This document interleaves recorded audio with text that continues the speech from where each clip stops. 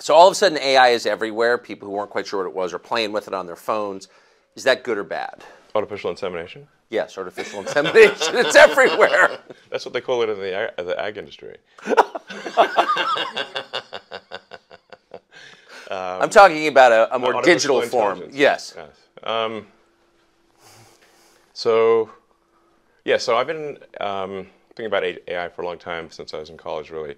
It was one of the things that, the sort of 4 or 5 things I thought would really affect the future dramatically. It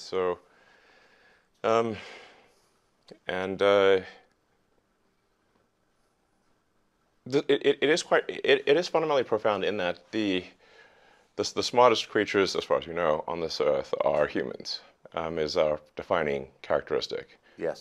We're obviously weaker than, say, chimpanzees, and less agile, but we are smarter. So now what happens when something vastly smarter than the smartest person comes along in silicon form? It's very difficult to predict what will happen in that circumstance.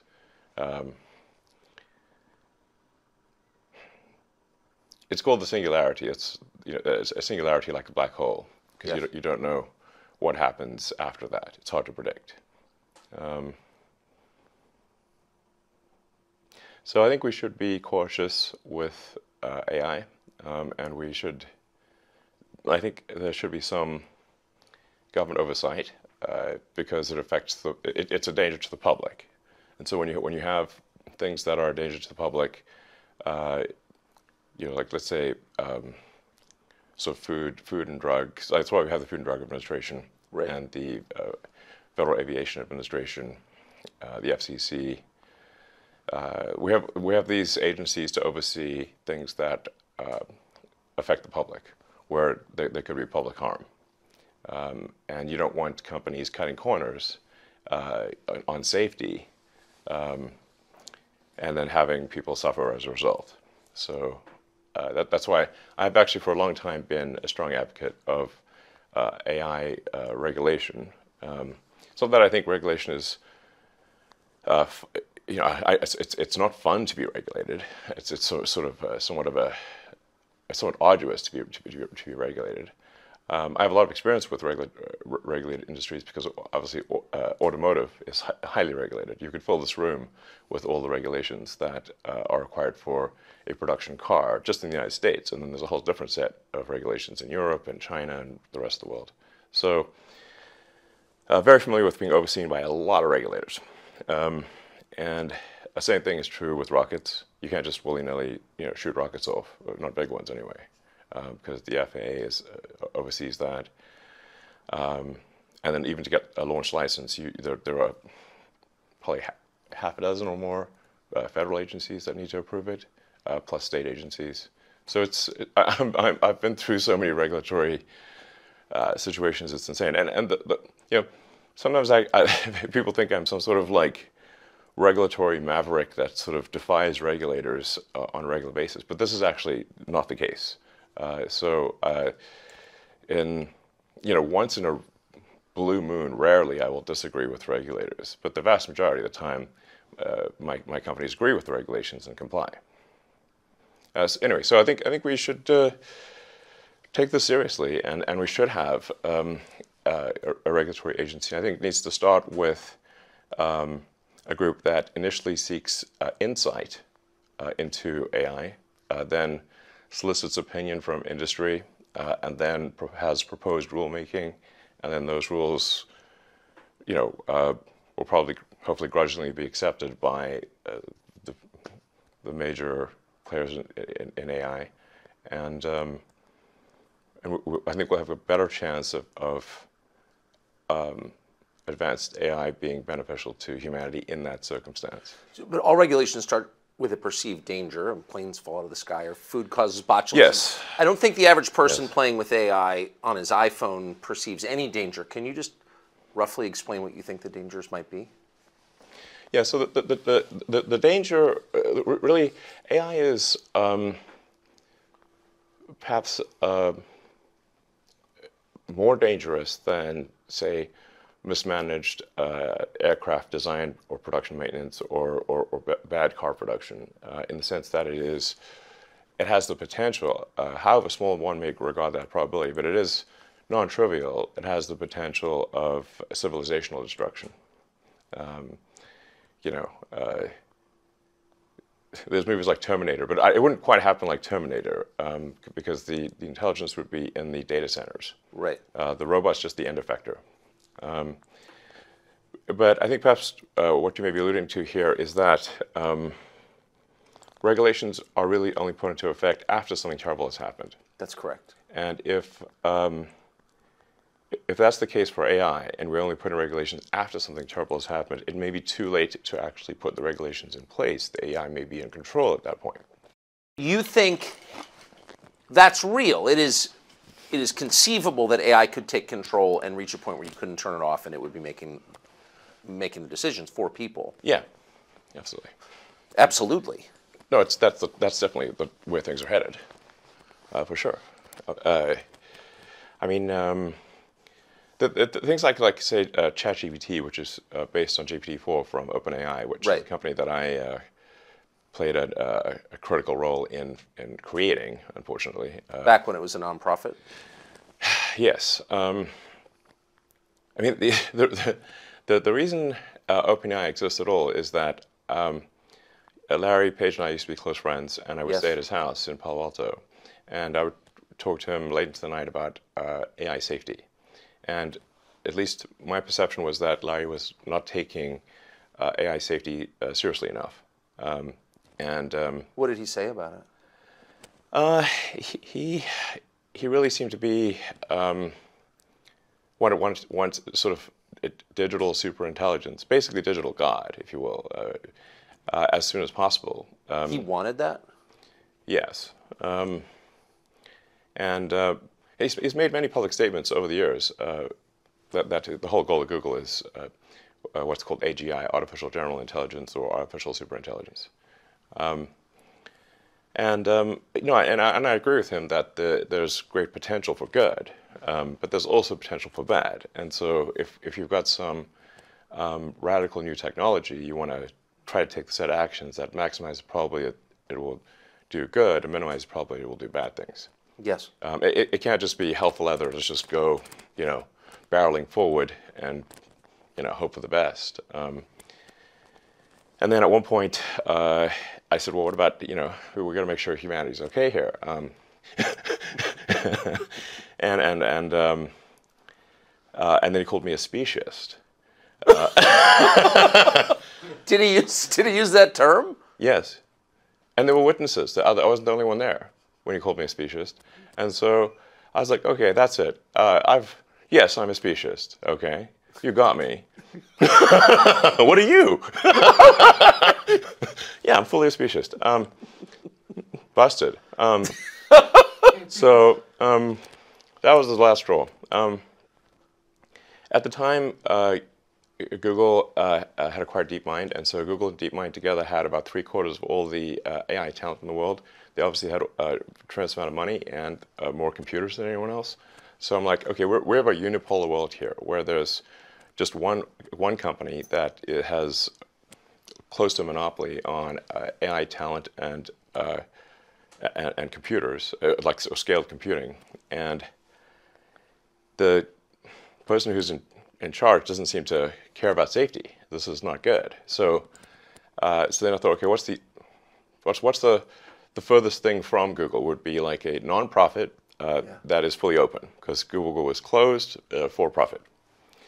So that's why the open in OpenAI refers to open source, you know, transparency, so people know what's going on. Yes. And that we don't want to have like I mean, while I'm normally in favor of for-profit, we don't want this to be sort of a profit-maximizing demon from hell. That's you know? right. That just never stops. Right.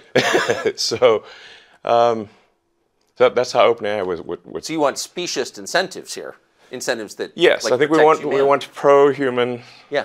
Let's make the future good for the humans. Yes. Yes, because we're humans, right. And also the other creatures on Earth too. But you know. We've got to, I think, you know, like I think people sometimes take the fact that like we're here on Earth for granted, you know, and that there's the consciousness is just a normal thing that happens. But to the best of my knowledge, we see no evidence of conscious life anywhere anywhere in the universe. So it might be there. You know, in physics they call it sort of the Fermi paradox. After when Enrico Fermi was an amazing physicist, asked the fundamental question: where are the aliens? Yeah. A lot of people ask me, you know, where are the aliens? And I think if anyone would know about aliens on Earth, it would probably be me. I would think. Yeah, I'm like, you know, very familiar with space stuff, and I've seen no evidence of aliens. So I would immediately tweet it out. This says split second. I'd be like, that would be like one of the all-time, probably the top tweet of all time. I found one, guys. It's a jackpot. There's some 8 billion likes, you know. Next level jackpot if you find the aliens. Like, I don't think they're keeping this under, you know, and it was like some general, I think in the 60s, who where they were saying like, show us the aliens, like Area 51, etc. And he said like, listen, we are constantly trying to get the defense budget to expand, and you know what would really get no arguments from anyone? If we pulled out an alien and said, we need money to protect ourselves from these guys. You know, how much money do you want? You got it. They look dangerous. So the fastest way to get a defense budget increase would be for me to pull out an alien, you know. We're like, yeah, I mean, that could be the invasion fleet, it could be arriving any minute, who knows? So, you know, so I digress. But you were saying that our consciousness makes us unique in the universe so far as we know, and that we take yes, it for I'm not saying that granted. we are unique. I'm simply stating, to the best of my knowledge, that there is no evidence for other Yes. conscious life. I hope there is, and I hope they're peaceful. Obviously, two important characteristics. But I'm just saying we haven't seen anything yet.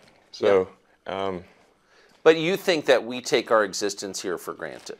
Yeah, I think that there are threats to it. Yeah, exactly. So, I just think we should not assume that civilization is robust. And if you look at the history of civilizations, the rise and fall of the ancient Egyptians, the ancient Sumerians, Rome, you know, there's throughout the world there've been rise and fall of many civilizations. So there's an arc. There's sort of a life cycle arc to civilizations, just as there is to individual humans. Yes. And I think we just want to make sure that you know we have civilization go onward and upward. And that's, for example, why I'm concerned about decreasing birth rates and the fact that, for example, Japan had twice as many deaths last year as births. So that's they're a leading indicator. This is. Can I say, and you've written and talked a lot about this, but can I just ask you to pause just for a parenthetical note? Why is that? I mean, the urge to have sex and to procreate is, after breathing and eating, the most basic urge. Yes. How has it been subverted? Well, it's just in the past we could rely upon you know, simple limbic system rewards Yes. in order to procreate. But once you have birth control and you know abortions and whatnot, now you can still satisfy the limbic instinct but not procreate. So we haven't yet evolved to deal with that, because this is all fairly recent, you know, the last 50 years or so for birth control. So yeah. You know, so I'm sort of worried that, hey, civilization, you know, if we don't make enough people to at least sustain our numbers, perhaps increase a little bit, then civilization is going to crumble. And you know, there's the old question of like, will civilization end with a bang or a whimper? Well, it's currently trending to end with a whimper in adult diapers. Yes. Which is depressing as hell. The most depressing. I mean, seriously, yeah. War is less depressing. Yeah, I'd rather go out with a bang. Yeah, and with your shoes on. Yeah, not with your more diaper on. exciting. Yeah. Yeah. So can you just put it? I keep pressing you, but just for people who haven't thought this through and aren't familiar with it, and the cool parts of artificial intelligence are so obvious.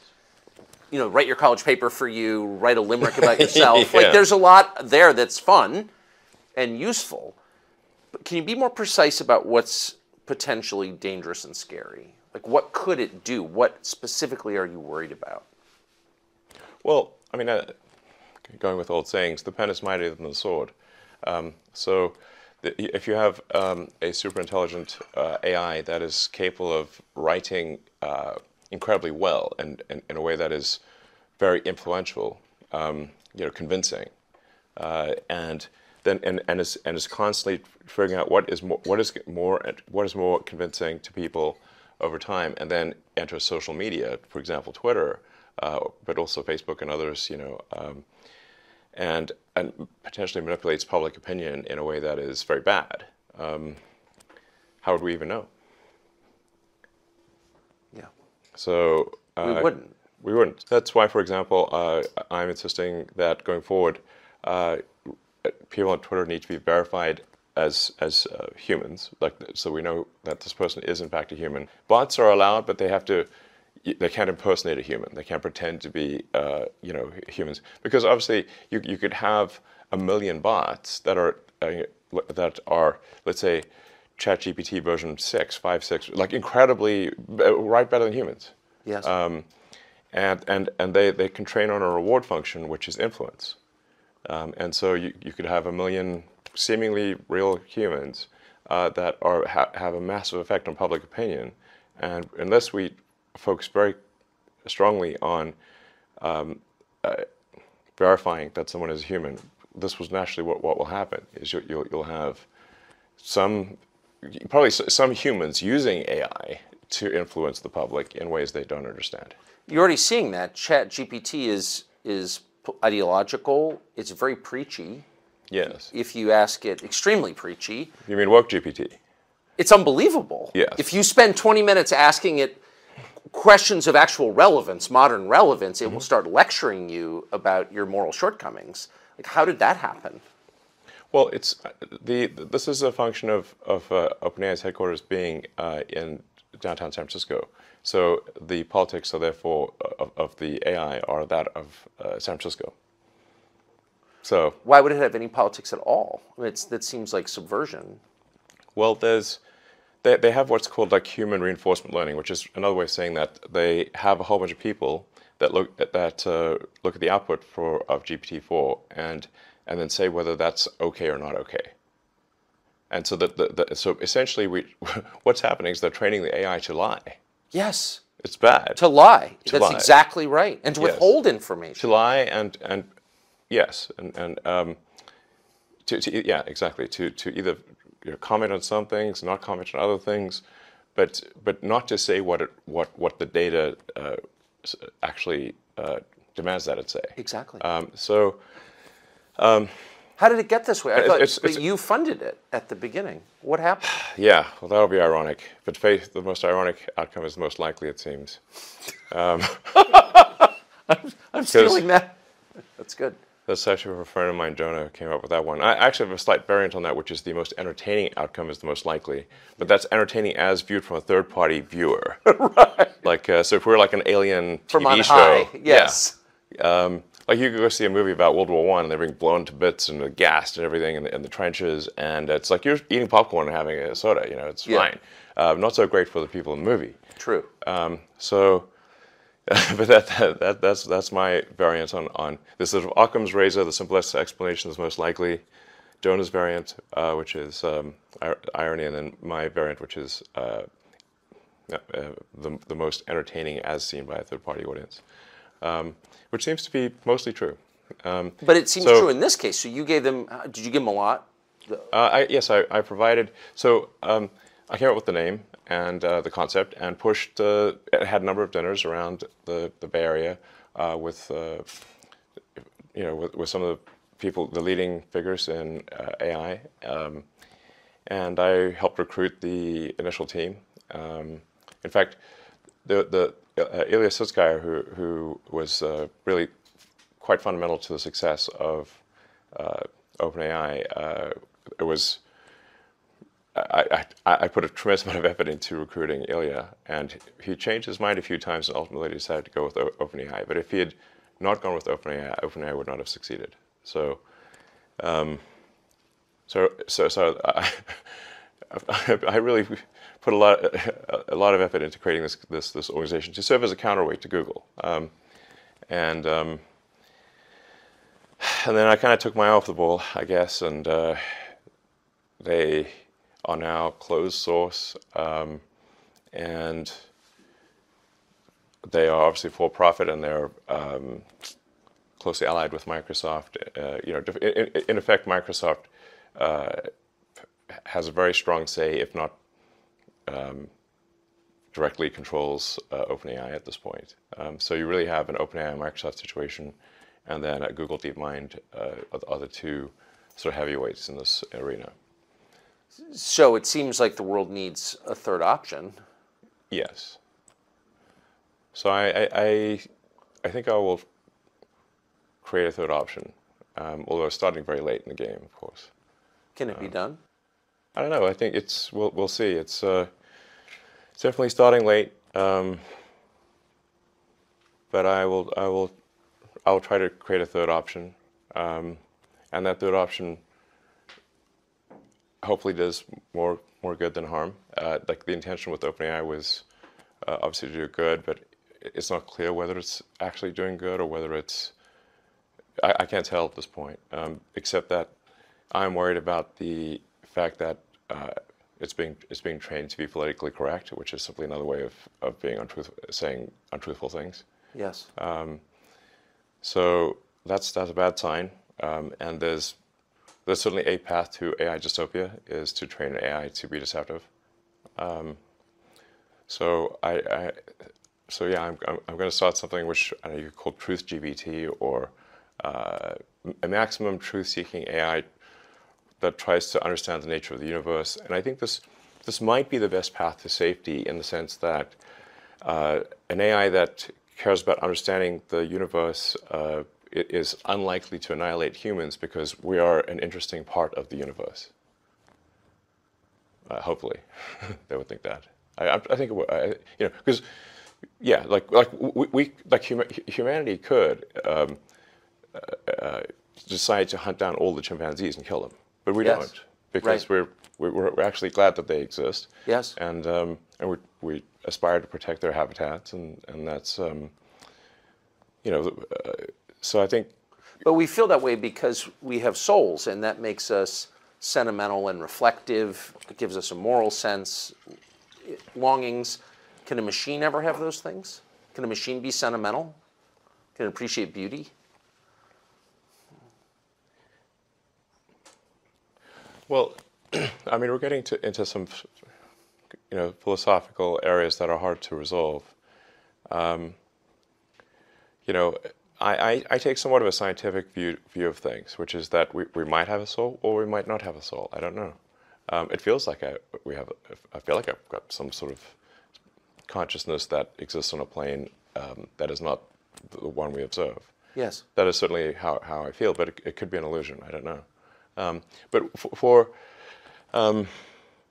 AI, in terms of understanding beauty, there's a difference from appreciating beauty and being able to create incredibly beautiful art. Yes. Will AI be able to create incredibly beautiful art? It already does. Yes, I know. If you see some of the Mid-Journey, I have. This stuff, it's incredible. It is. No question that it can create art that we perceive as stunning, really. It's doing sort of still images now, but it won't be long before it's doing movies and shorts, and movies just a series of frames with audio. But at that point, because it can mimic people and voices, any image, it can mimic reality itself so effectively. Yeah. I mean, how could you have a criminal trial? I mean, how could you ever believe that evidence was authentic, for example? And I don't mean like in 30 years, I mean like next year. I mean, that seems totally disruptive to to all of our institutions. Well, I don't think you could take, say, a random video on the internet and assume it to be true. That's definitely not the case. Now, if somebody, say, has some video on their phone or their computer with a date stamp and a particular time, I think it's more likely to be true than not. You can also cryptographically sign things. Like, mathematically, we don't see any way, for example, for AI to subvert the fundamentals of mathematics and say figure out how to hash Bitcoin,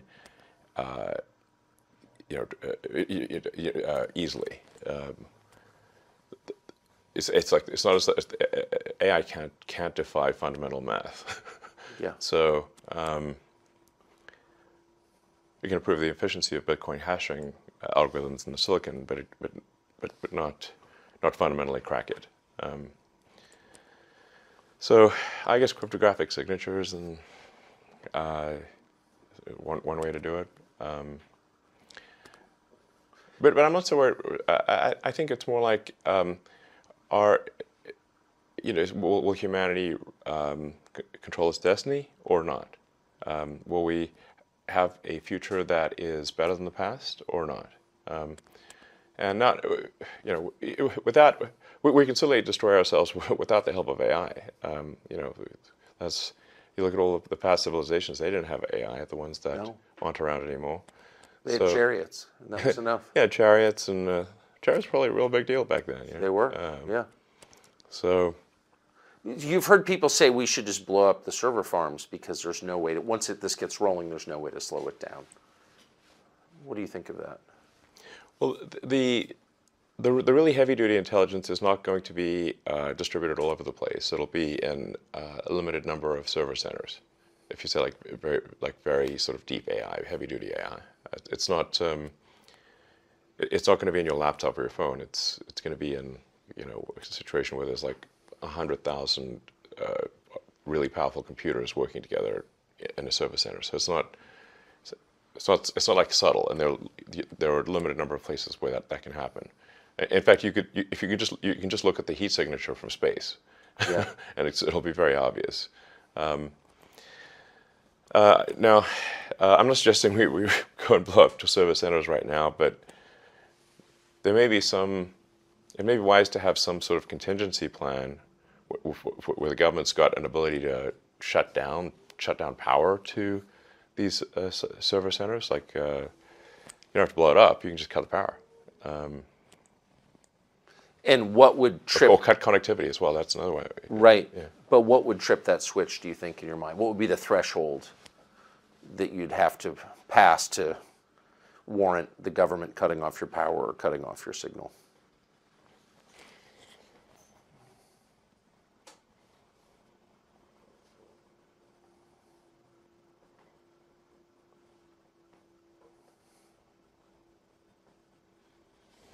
Well, I mean, I guess if we lost control of some super AI, like for some reason, like the things that would normally work to do a passive shutdown, like the administrator passwords, if they somehow stop working, where we can't slow down or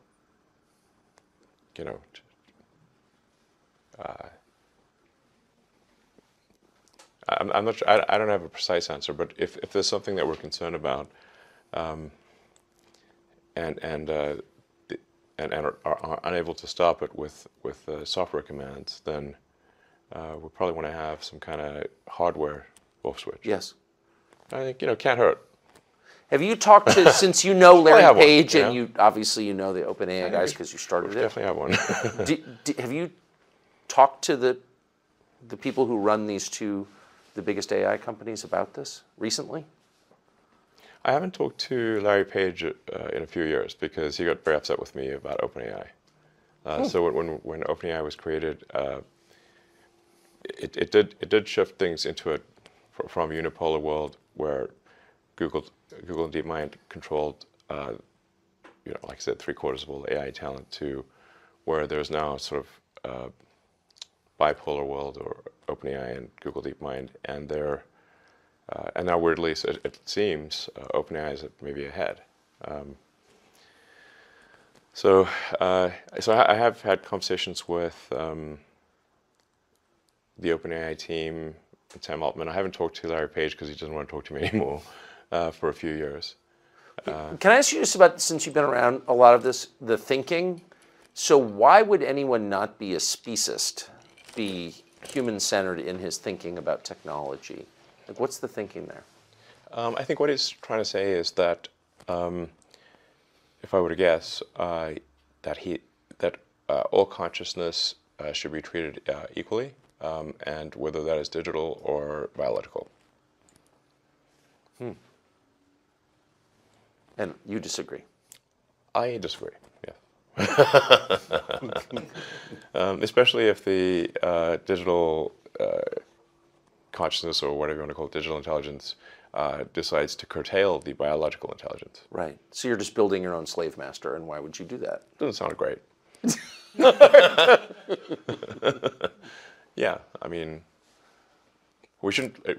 We should at least. No need to rush. You know, like, what's the hurry? Where's the fire? How? Well, what? I mean, tell us about the hurry. So this, I know you've been talking about this for years, and on the sort of the periphery of our attention, we've heard Elon Musk talking about AI. But for most people, it's been like 3 months since they've had any interaction with this at all. So what's the timeline here? At what point does it start to really change our society, do you think? I think it starts to have probably an impact this year, I think. So you've got a massive expansion of GPT-4 based systems, and many companies trying to emulate GPT-4. And you've got OpenAI is going to come out with GPT-5 end of this year, which will be yet another significant improvement. And I was there for GPT 1, 2, 3, 4. You know, so GPT 1 was terrible. Like if you tried it, you'd be like, this ain't going anywhere. It seems lame. And then GPT 2, you started to see kind of like an inkling of like, well, maybe this could be something useful. And then GPT 3 was a huge improvement. And now it's like, wow, okay, it's still spouting a lot of BS, but it's, you know, it's coherent BS. Yes. And then GPT-4, now it's like writing poetry, and pretty decent poetry, actually. pretty decent. Its skill at rhyming is incredible. Yes. Yes. And it's coherent. Yes, it is. It's even got a narrative. Like, yes, so you've got that's right. Yeah. So you could say That's like hard to do. Like most humans can't do that. That's true. So it's already past the point of what most humans can do. Most humans cannot write as well as ChatGPT. And they certainly, and no human can write that well that fast, as to the best of my knowledge. So maybe Shakespeare. So then how much better will GPT-5 be, and how about GPT-6 or 7? How can you have a democracy with technology like that? I mean, if democracy is, you know, government by the people, each person's vote is equal to every other person's vote. I mean, and people are choosing their votes freely. Can you have a democracy with this? Well, that's why I raised the concern of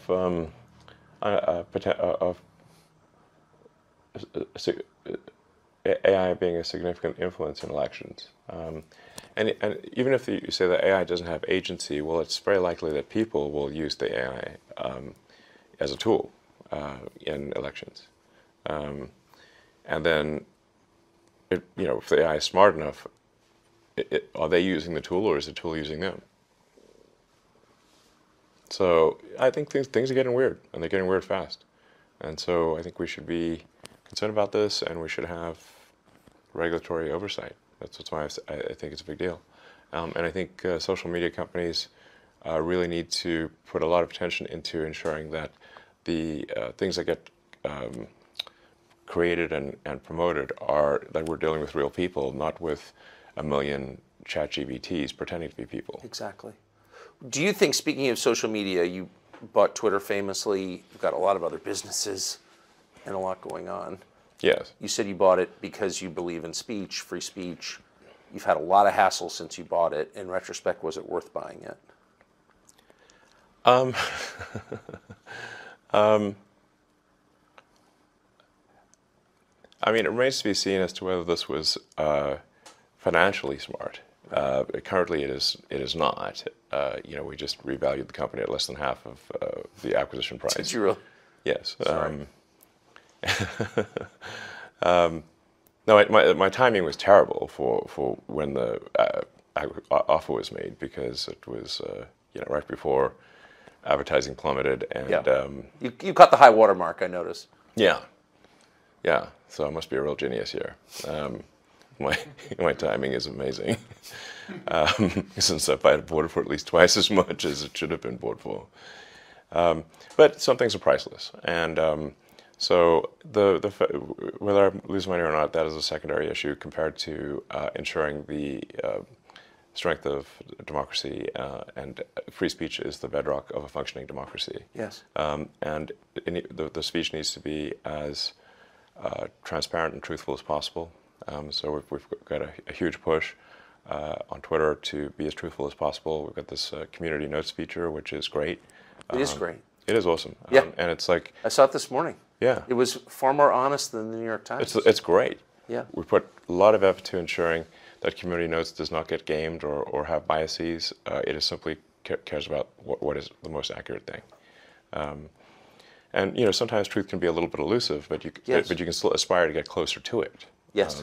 You know, and so, and I think the effect of community notes is more powerful than people may realize, because once people know that they could get noted, you know, community noted on Twitter, then they'll think more carefully about what they say.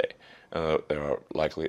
Basically, it's an encouragement to be more truthful and less deceptive. Yes, and if the notes themselves are truthful, then it yes. will have the effect. Absolutely. And all of that is open source. All the community notes is open source. So you can read about every community note. You can see exactly how the algorithm works. You can register, say like, oh, we need to make this change or that change. So everything is super open book with community notes. There's no black box.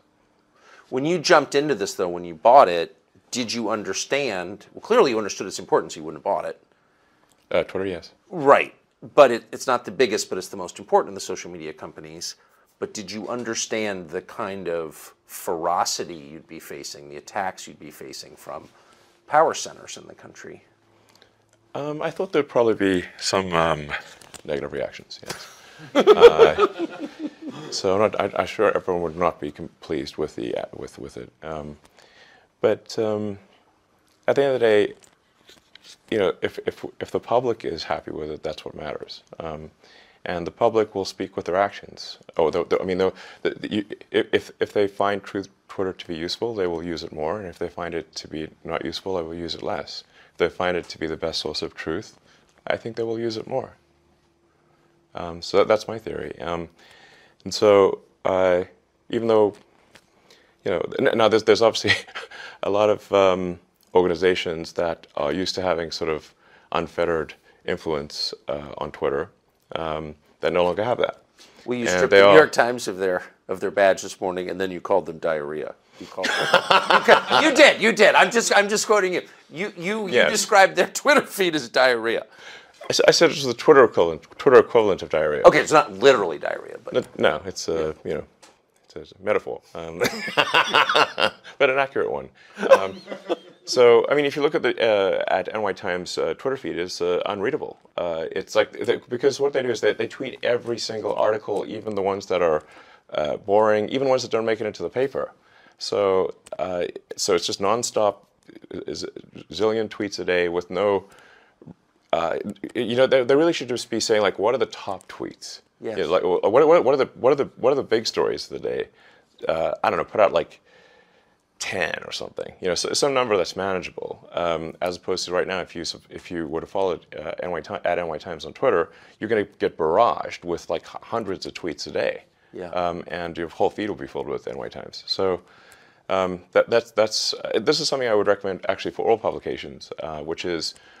For your primary feed, only put out your best stuff. Don't put out everything. You could have a second feed that is here's everything, but have your primary feed be here's our best stuff. If any media organization or individual, just have don't put out hundreds of tweets a day. Just put out like 10 good ones, or 5 good ones. And if it's a slow news day, don't put out any. Maybe put out 1 or 2. Yeah. But don't try to say we're always going to put out 100 tweets, even if if it's World War III or a bicycle accident was the biggest news. It's got to be like news that it's got to you got to earn your play, earn someone's attention. Yes. So just in general, I kind of think I know a thing or two about how to use Twitter because I was the most interacted with account on the whole system before the acquisition. Before the acquisition closed. I didn't have the most number of followers, but I had the most number of interactions. And so I clearly know something about how to use Twitter. And so people should, listen to my advice, I think. People's attention is limited, so just make sure you put the stuff that's most important there. So because, you and people like you do interact on Twitter, it's obviously enormously powerful in shaping public opinion. It's where a lot of ideas and trends are incubated. Yeah. That's why you Absolutely. bought it.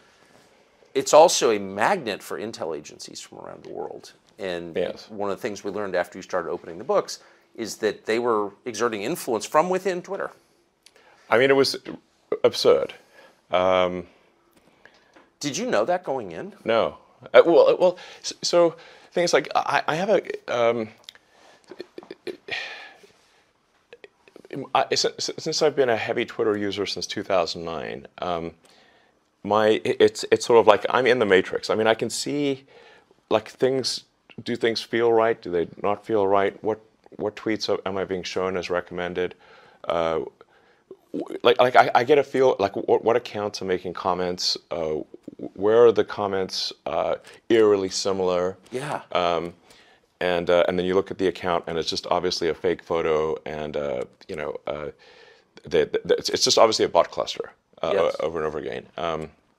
So this is actually so I started to get like just more and more uneasy about the Twitter situation, and my initial goal was actually not to acquire Twitter. I mean the actual sequence of events was that I was looking at, I held a Twitter poll to say, like, should I sell some of my Tesla stock? Because I was getting, a couple of years ago, I was getting attacked a lot for, like, allegedly not paying taxes. Now I've actually paid a tremendous amount of taxes. There was one year I didn't pay taxes because I had overpaid taxes in the prior year.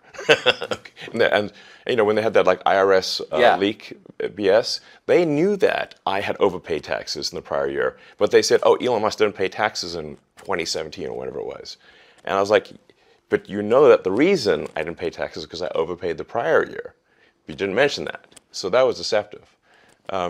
Anyway, so but the Elizabeth Warrens of the world and Bernie Sanders like saying, "Oh, I'm not selling stock and I'm not paying taxes," so I'm like, look, I don't know what the right thing to do is here. I thought the right thing to do was to not sell stock. The captain should be the last one to leave the ship. That's right. I thought I was doing the right thing by not selling stock, and now I'm being told I'm doing the wrong thing by clinging onto the stock and not paying taxes. So I held a Twitter poll to say, what do you guys want? Should I sell, I don't know, 10% of my Tesla stock or not? I'll buy by the results of the poll. And that's like 60% of people said, yeah, you should sell 10%. So I did. So then I had a bunch of cash, and I'm like, what should I do with this? At the time, the Federal Reserve rates were super low, so it's just like sitting in the, I guess the... Your checking account? Well, in the T-bill account, money market account, whatever. The whole banking thing is a whole separate subject. I know it's a little thing or two about finance, so then I'm sitting with this money in the account. It's earning less than the rate of inflation. So the rate of inflation is much higher. So we got high inflation. I'm earning peanuts in the money market account. Well, this is dumb. I'm getting like minus. Yeah, it's just evaporating. Yeah, I'm getting minus like 6 or 7% return here, maybe worse. And so then, it's like, what stock should I buy? And I believe in buying stocks of companies where you use the product. And Apple's got a competing electric vehicle car program. So, I like Apple products. We're not going to invest in them because they've got a competing autonomous EV program. And so what's the other product that I use a lot? Oh, Twitter. Okay, so I'll, put the money in Twitter. It's better than just having it earn, negative 6% inflation situation. So I bought a bunch of Twitter stock. Not like I said, not with the intent of buying the company. Just it's better than keeping it in a money market account. Do you remember how much you bought? I think it was like 8% or something of the company. I'm talking to some of the board members,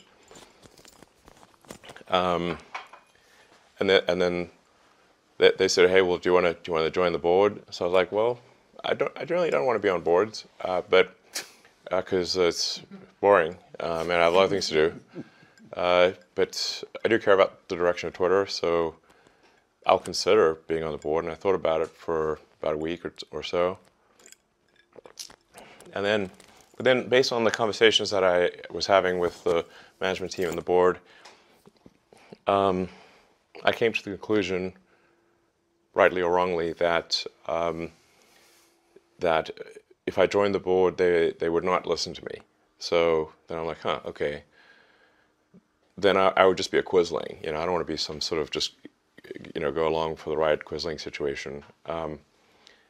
And if a collaborator effectively. Right. So, and it really felt like I was starting to feel like, wait a second, like weird. Something's not right in this. Something's wrong in the state of Denmark here. There's something feels wrong about the platform. It seemed to be just drifting in a. I couldn't place it exactly. Just it felt like it was drifting in a bad direction. So then I was like, and my conversations with the board and management seemed to confirm my intuition about that. So then I was like, okay. But basically, I was convinced these guys do not care about fixing Twitter, and I had a bad feeling about where I was headed based on the conversations I had with them. So then I was like, you know what, I'll try acquiring it and see if acquiring it is possible. Now I didn't have enough cash to acquire it, so I would need support from others, from some of the existing investors. I would also need a lot of debt, and so it wasn't clear to me whether an acquisition would succeed, but I thought I would try, and ultimately it did succeed. So anyway, here we are. But when you got there, and all of a sudden you own it, and all the data on the servers belongs to you. And Well, it belongs to the people, in my view, but yes. But you can see what it is, and you can Yes. see what they've been doing, and you can see who's been working there. You were shocked to find out that various intel agencies were affecting its operations? The degree to which various government agencies were effectively had full access to everything that was going on Twitter blew my mind. I was not aware of that. Would that include people's DMs? Yes. Yes, because the DMs are not encrypted. So one of the things that we're about to release is the ability to encrypt your DMs. That's pretty heavy duty, though, because a lot of well-known people, reporters talking to their sources, government officials, the richest people in the world, sure. They're DMing each other. And the assumption, obviously, it was incorrect, but was that that's private, but that was being read by various governments? Yeah, that seems to be, yes. It's scary. Yes, it is. So, like I said, we're moving to have the DMs be optionally encrypted. I mean, there's a lot of DM conversations which are, just chatting with friends. It's not important. Of course. So we're it's hopefully coming out later this month, but no later than next month, is the ability to toggle encryption on or off. So if you are in a conversation you think is sensitive, you can just toggle encryption on, and then no one at Twitter can see what you're talking about. They could put a gun to my head, and I couldn't tell. I couldn't. That's sort of the gun to the head test. If somebody puts a gun to my head, and can I still not see your DMs? That's the acid test. Yes. And that's how it should be if you want your. Have you had complaints from various governments about doing this? I haven't had direct complaints to me. I've had sort of like some indirect complaints. I think people are a little concerned about complaining to me directly in case I tweet about it. You know, they're like, uh-oh. So they're sort of trying to be more roundabout than that.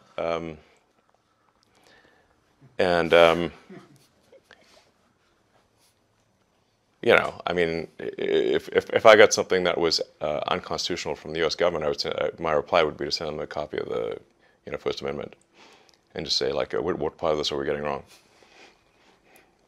You have a lot of government. You have a lot of government contracts. What part of this are we getting wrong? Please tell me. I mean, it's a pretty. No, I'm just saying. But you're kind of exposed in your other businesses. So this is just in case our viewers aren't following this. This is not. You're not just like a journalist taking a stand on behalf of the First Amendment. You're a guy with big government contracts, giving the finger to the government in some way. No, well, am I giving the finger to the government? I think that there. I'm not someone who thinks that the government is just sort of evil. Right. It's a large bureaucracy. There are people in government who are human beings, and they're people with good motivations, occasionally bad motivations. With rare exception, the people that I know in government have good motivations and just want to get their job done, and they actually believe in the Constitution, and so I think my opinion is actually most people in the government are good. That's heartening to hear. Yeah, it's rare for me to find someone in the government who I think is perhaps not good. But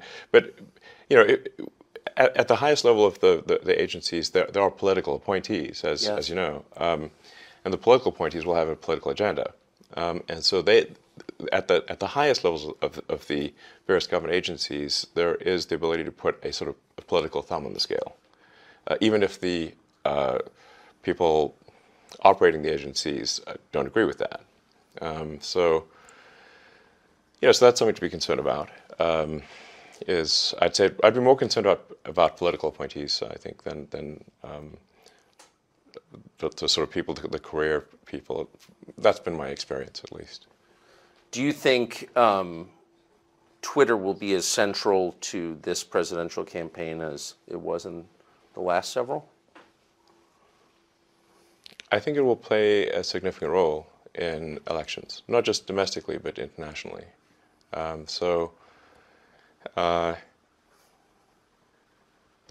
goal of New Twitter is to be as fair and even-handed as possible, so not favoring any political ideology, but just being fair at all. Why doesn't Facebook do this? I know that Zuckerberg has said, and I take him at face value, that he, I do actually, in this way, that he is a kind of old-fashioned liberal who doesn't like to censor. He has, but like, why wouldn't a company like that take the stand that you have taken, which is pretty rooted in American traditional political custom, for free speech?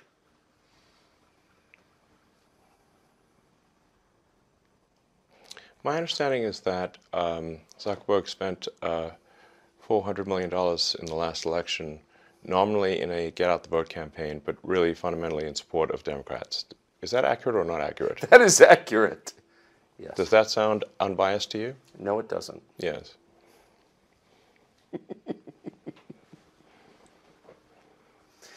So you don't see hope that Facebook will approach this as a non-aligned arbiter? I'm unaware of evidence that suggests that path.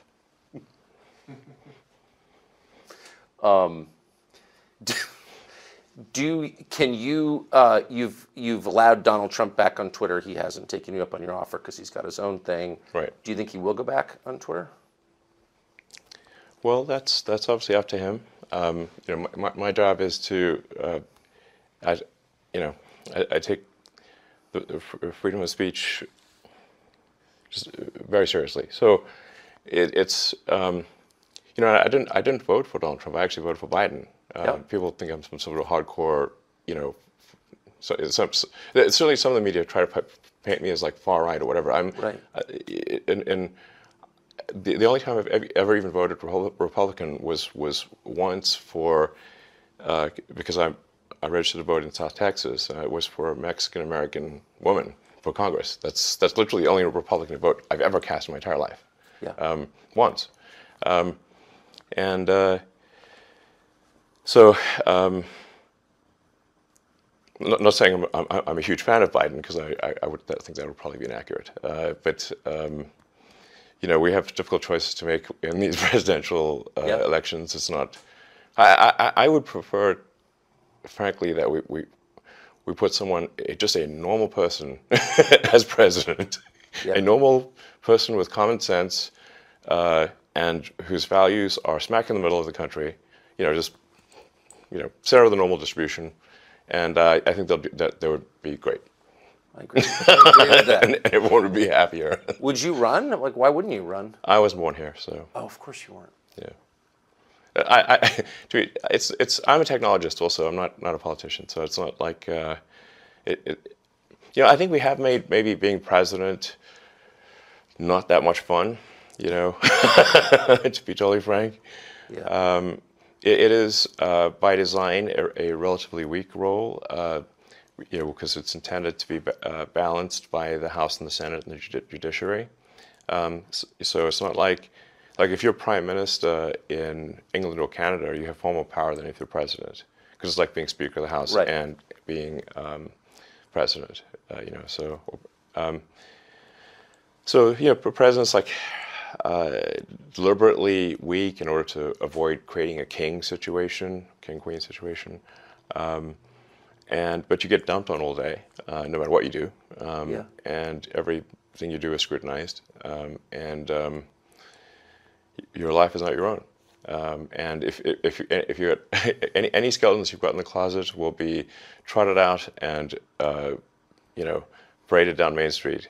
And even if they don't exist, they'll make them up and fake whatever. Politics is a blood sport. Yeah. So it's not something I'd want to do. So I got one last thread that you alluded to. You said, "Don't get me started on the banks." So you've seen a couple regional bank collapses. Yeah. And we've been told that's not a big deal, that these are isolated and each one collapsed for unique reasons. It's not systemic in any sense. What's your sense of the stability of the American banking system? Well, it's actually at this point a global banking system problem. It is. So the you know, we have a situation here where it's not that the canary in the coal mine has died, but the miners are starting to die too. So, and you know, Silicon Valley Bank collapsing overnight is one hell of a big canary. You know, it's more like a turkey. I mean, it's not like some small fry thing. Yeah. It's big fry, or medium fry, and then Credit Suisse, which is I think was formed in the mid-1800s, was basically sold for pennies on the dollar, forced to merge with UBS, and even then required backstop by the Swiss government. I mean, like, hello guys, maybe we have issues here. Maybe things aren't all great. They're definitely not all great. Maybe I should be more forceful here. I think that there is a serious danger with the global banking system. There's a strong argument that if you were to actually mark to market the portfolios of the banks, the loans and whatnot, that the entire banking industry would have negative equity. It feels that way. Yes. So if you look at, say, commercial real estate, like offices and whatnot, the whole work from home thing has substantially reduced office usage in cities around the world. You know, I think San Francisco is at 40% off. And San Francisco is like an extreme example, but I think it's on 40% vacancy. Even New York has. I think almost all cities at this point have record vacancies in commercial real estate. So now, the commercial real estate used to be something that was a grade A asset that if a bank had commercial real estate holdings, those would be considered of the highest security, Sure. some of the Yeah. safest, assets you could have. Now that is not the case anymore. One company after another is canceling their leases or not renewing their leases, or if they go bankrupt, there's nothing for the bank who owns that real estate to go after because they're previously strong company now dead. Where do you go after at that point? So we really haven't seen the commercial real estate shoe drop. That's more like an anvil, not a shoe. So the stuff we've seen thus far actually hasn't even. It's only slightly real estate portfolio degradation, but that will become a very serious thing later this year, in my view. I think if we see, which we're likely to see, a drop in house prices because the interest rates are too high, and for most people when buying a house, they look at the monthly payment. Of course. If you're a 30-year mortgage, the vast majority of it is interest. So if the Fed rate is high, you have a high base interest rate. Effectively, the price you can pay for the house drops because you now have to pay more interest, which means that if you've got a fixed monthly payment, you can now afford to buy a house for less money. It effectively drops the prices of houses. Yes. This is the kind of thing that tends to accelerate. So that then you can get negative equity in the home market as well.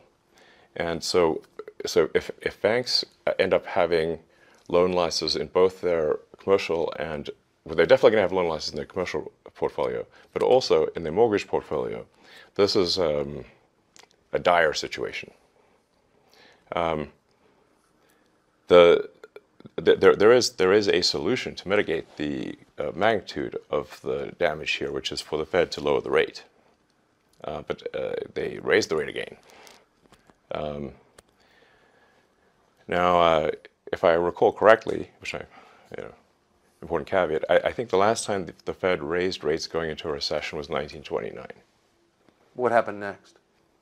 Yeah, the Great Depression. The concern, I'm not telling you nothing you don't know, but the concern is if the Fed drops rates again, then inflation will accelerate, and you can't do that in an election year. So inflation is going to happen no matter what. Huh. If you increase the money supply, you get inflation. Right. So there's not some magical cure for getting rid of inflation, except to increase the productivity, the output of goods and services. So if you say like what is money? You've got these sort of it's basically numbers in a database that sum up to some total. Then you've got the output of goods and services of the economy, and as long as the ratio of money to ratio of goods and services stays, if that stays constant, you have no inflation. If you add more money, if you add money to the system faster than you increase goods and services, right, then you have inflation. So all of these COVID sort of stimulus bills were not paid for. They just generated more currency, more money was created because the federal government, the checks always pass, unless you hit a debt limit, which there's probably going to be some debt limit crisis later this year. But provided you haven't hit the debt limit, the federal government, unlike state governments or city governments or individuals, can simply issue more money, and that's what they did. I mean, as the old saying goes, there's no free lunch. So if you could just issue massive amounts of money without negative consequences, why don't we just take that to the limit and make everyone a trillionaire? They tried that in Venezuela. How'd that work out? Well, they had to eat zoo animals. Right. It's not good. You get to the point where sort of Weimar Germany type stuff, where you could bring in the cash to the store in a wheelbarrow. Yes. So there's no free lunch. There's not some ability to issue money and not have inflation. This is just, yeah. So the inflation will happen, and there's no fiddling with the Fed rate is not going to affect that really. But a high Fed rate can cause a lot of damage in shifting funds in the wrong direction. So the long-term return on, say, the S&P 500, I believe is, depending on how you count it, around 6%. So if the Fed real rate of return starts to approach what the long-term return is on the stock market, why would you keep any money in the stock market? You should simply buy treasury bills. Of course. Because the treasury bills is a certainty, whereas the stock market fluctuates. Right. This is pretty basic. Also, why would you keep money in a bank savings account if you can put it in what's called a money market account, which is an account that represents treasury bills? If the treasury bill money market account gives you, 4 to 5% interest, and the bank savings account only gives you 2%, you'd be a fool to keep the money in the bank savings account. So the Fed has made a tremendous mistake by going this high with their rate, and they need to drop it immediately. Do you think they will?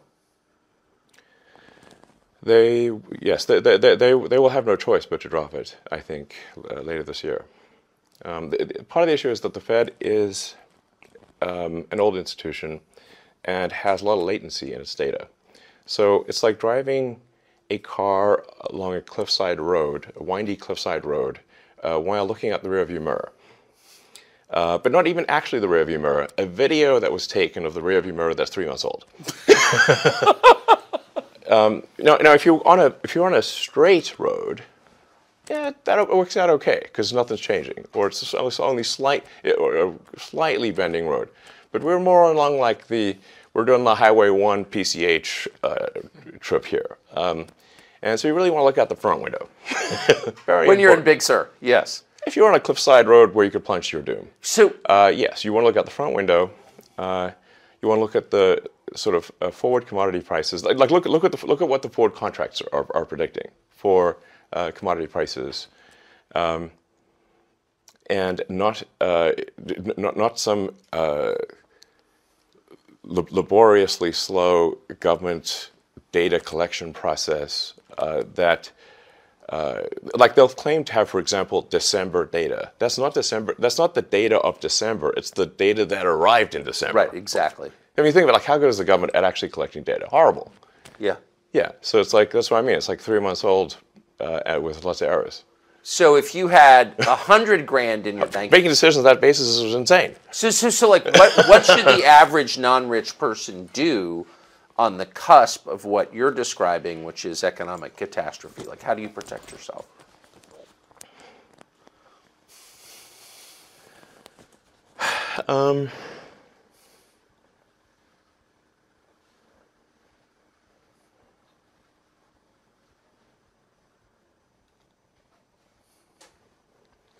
I think probably a smart move overall, and this is guidance that I think applies across the ages, is if there are companies in whose products you believe, buy and hold the stock, and when everyone else is panicking, then buy more, and when everyone else thinks that the stock is going to the moon, sell it. Sort of the buy. Low, sell high. So you're not an index fund guy. Like, you pick specific stocks. That's my. You have to say, like, what is the purpose of a company? Why should a company exist? A company exists. It's a group of people collected together to provide products and services. It's not a thing in and of itself. It's just a group of people that's like, it's hard if it was just one person making, you can make cupcakes yourself, but you can't make cars by yourself. Yes. So,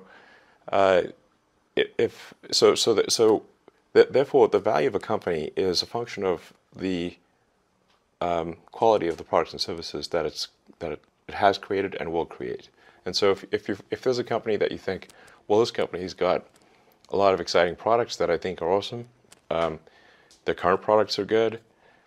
That's probably a company to invest in, because that's the reason companies exist, to produce goods and services that you like. And so, no, I mean, there's some caveats here to make sure you're not like investing when it's like the hottest thing, you know, because then it's going to be at a temporary high.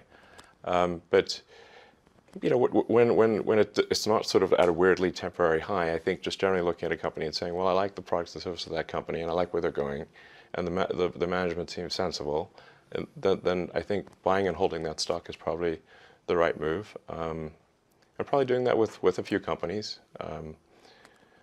That's what I'd recommend. I think I mean, I could really go on at length about the financial system and the stock market and everything. But I mean, these days I think we've gotten a little too far into the index passive fund world. Like somebody at some point's got to make a decision.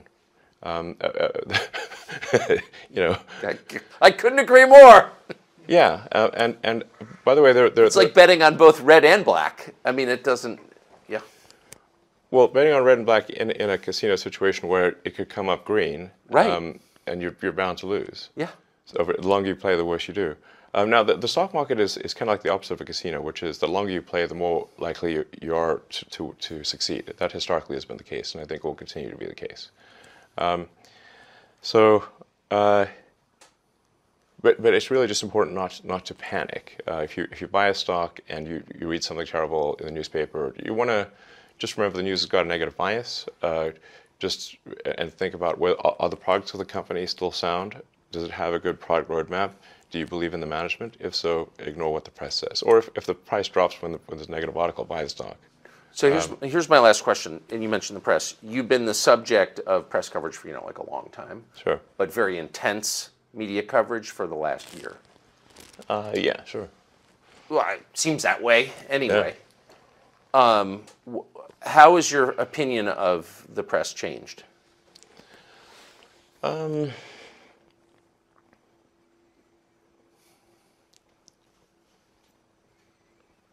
Well, so my first company way back in the day, in the sort of pre-Cambrian era of the internet or the World Wide Web, was up to, we actually helped bring a number of the media organizations online. So most newspapers are not online. We helped bring hundreds of newspapers and magazines online for the first time. We added a tremendous amount of functionality to their websites with our software. The New York Times Company and Knight Ridder were major investors and were on the board. I spent a lot of time in newsrooms, so I'm not unfamiliar with the media. I got to see it firsthand all the way back in like 1996, so it's been a while. Sort of traditional media certainly had revenue challenges because as online advertising has increased and it's much more measurable and much more sort of direct, you can say like, I spent this amount and got this output. You know, like it's interactive, unlike say a newspaper or broadcast TV. You're kind of guessing with a newspaper and broadcast TV. That's right. Whereas if something's online, you can tell immediately that that person saw the ad and bought the product. It's very, very immediate. So, and it's actually more effective if the advertising is customized to the individual. So the advertising is more likely to be relevant. Whereas broadcast, if it's being shown to everyone, it's going to be irrelevant to most people. The result of that has been a huge shift in advertising revenue from say newspapers and TV to you know, the Googles and Facebooks of the world, and a tiny bit to Twitter. I think Twitter gets like 1% of advertising revenue is quite tiny. So this has meant a shrinking pie, obviously, for most of the traditional media companies, and made them more desperate to get clicks, to get attention, and it's made them when they're in sort of a desperate state, they will then tend to really push headlines that get the most clicks, whether those headlines are accurate or not. So it's resulted, in my view, I think most people would agree, a less truthful, less accurate news. Because they just got to get a rise out of people. And I think it's also increased the negativity of the news, because I think humans instinctually respond more to I think we have an instinctual negative bias, which kind of makes sense in that, like, if like, let's say, like, it's more important to remember where was the lion, or where was the tribe that wants to kill my tribe, than where is the bush with berries. Yes. Like, one's like a permanent negative outcome, and the other is like, well, I might go hungry. So, meaning like there's an asymmetry in, sort of an involved asymmetry in negative versus positive stuff. And also historically, the negative stuff would have been quite proximate, like it would have been near, represented a real danger to you as a person, if you heard negative news. Because historically, like a few hundred years ago, we're not hearing about what negative things are happening on the other side of the world, or on the other side of the country. We're hearing about negative things in our village, things that could actually have a bad effect on you. Whereas now we're hearing about, the news very often seems to attempt to answer the question, what is the worst thing that happened on Earth today? And you wonder why you're sad after reading that, and then use the most inflammatory language, because every day they got to sell the advertising, even if it happened to be a slow news day. Do you read any legacy media outlets? I read a lot. I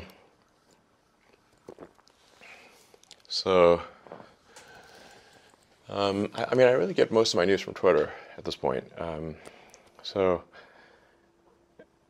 It is the #1 news source, I think, in the world at this point. Yes.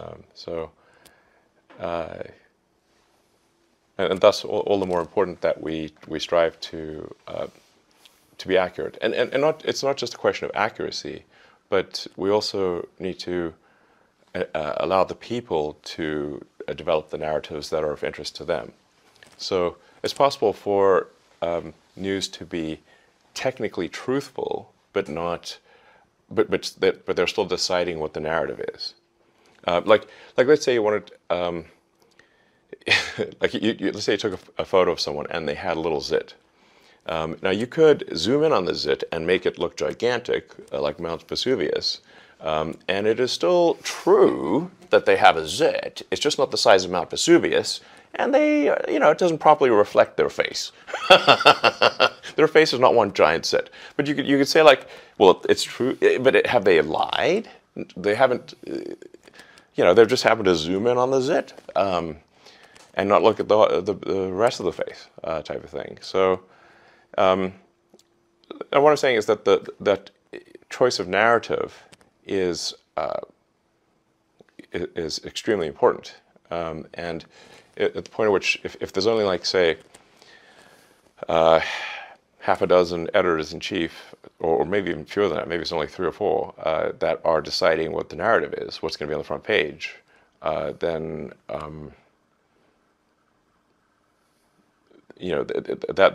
that's a form of manipulation of public opinion I think the public often doesn't appreciate, and is perhaps the most pernicious of all. That's right, because it's the most subtle. Yeah, it's the most subtle. They haven't said an untrue thing. They've just chosen what they're going to focus on. A man called Douglas Mackey's facing 10 years in prison for posting what he believed were funny memes on Twitter. What do you make of that case? I don't know the details of that case. I've read a little bit about it. You probably know more about it than I do. But I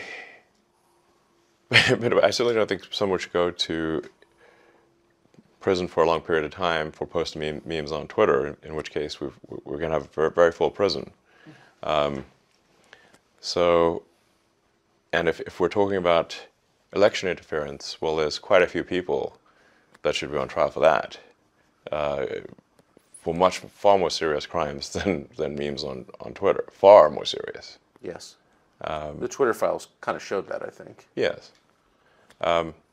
So, unless this person really did, like I said, I don't know everything that was shown at the trial. Has he been convicted? Is this? Yes, he was convicted on Friday. Unanimous jury verdict? Yes. Well, what was the venue? New York City. Okay. It was in Brooklyn, and it was a hung jury. And hung jury. That's not unanimous then. Well, the judge prodded the jury. Okay. And they reached unanimous guilty verdict. It'll be appealed. So, what percentage of your staff did you fire at Twitter? One of the great business stories of the year. I think we're about 20% of the original size. So 80% left. Yes. So. I mean, a lot of people voluntarily. Sure. But it's 80% are gone from the day you took over. That's correct. Yes. So how do you run the company with only 20% of the staff?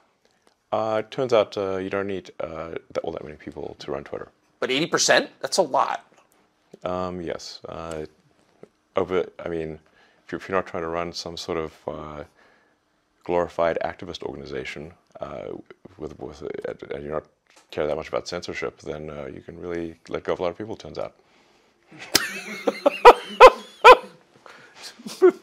How many others, without naming names, but I had dinner with somebody who runs a big company recently who said, I'm really inspired by Elon. And I said, the free speech stuff? He goes, no, the firing the staff stuff. Yeah. How many other CEOs have come to you to talk about this?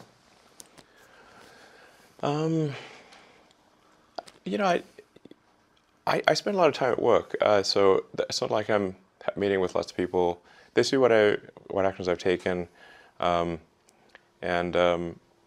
I think we just had a situation at Twitter where it was absurdly overstaffed. So it wasn't like you look at say like what does it really take to operate Twitter? Most of what we're talking about here is a group text service at scale. Like how many people are really needed for that? And if you look at what has been the product development over time with Twitter, and years versus product improvements, and it's like a pretty flat line. So what are they doing? It took a year to add an edit button that doesn't work most of the time. I mean, I feel like it was a comedy situation here. You're not making cars, it's very difficult to make cars or get rockets to orbit. So, the real question is like, how did it get so absurdly overstaffed? This is insane. So, anyway, and it's clearly working. In fact, I think it's working better than ever. We've increased the responsiveness of the system by, in some cases, over 80%.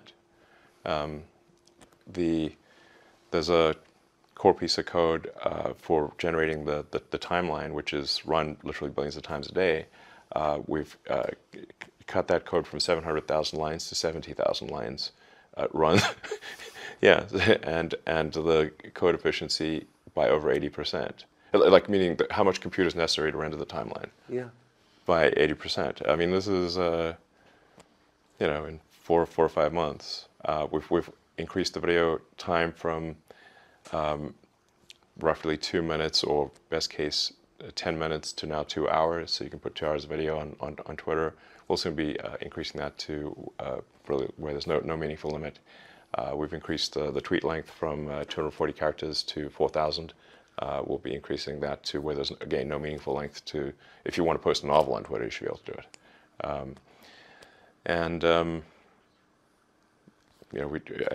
As everyone saw on Friday, we open sourced the super embarrassing recommendation algorithm, which people are taking apart and eviscerating, which is exactly what I had hoped they would do, and pointing out all the nonsense. And we're going to open source more, and we're going to subject it to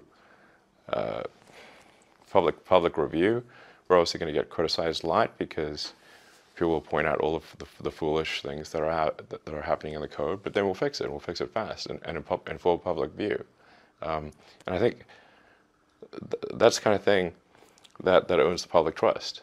you know, because like, don't take my word for it. It's just, you can literally read the code, and you can read what people say about the code, and you can see the improvements that we make, and you can see, you'll be able to see the, like in real time, live, see it get better. So my prediction is that this, I would be surprised if this does not lead the public to think, okay, this is something that I can trust. I mean, I think far more trustworthy than, say, other social media organizations that have some mysterious black box that they refuse to show how it works. I mean, what are they trying to hide? What are they trying to hide? Just not good things. Yeah. If they didn't have something to hide, why don't they show it? But they won't. Because it's a proprietary business secret. Yeah, sure. So, so we're trying to make Twitter the most trusted place on the internet, where you can get the least untrustworthy place on the internet. I don't think anyone should trust the internet, but maybe we can make Twitter the least untrustworthy, and where you can see a wide range of political opinions, so including ones you disagree with. I think people should be exposed to things they disagree with. It shouldn't just be continuous self-reinforcement of like what, you know. So that's the goal, and I think we're making some good progress in that direction. I feel good about where things are going, and we definitely want to have things as sort of cleaned up as possible before the elections. If there's any manipulation that we're aware of, make the public aware of that, and just like I said, try to get the truth to the people as best we can. Elon Musk, thank you. Thank you. For the conversation. All right. Appreciate it. Welcome. That was the entire conversation with Elon Musk. Tucker Carlson Today is the name of the show. New episodes 3 days a week on Fox Nation. Of course, we'll see you every weeknight, 8 p.m. on the Fox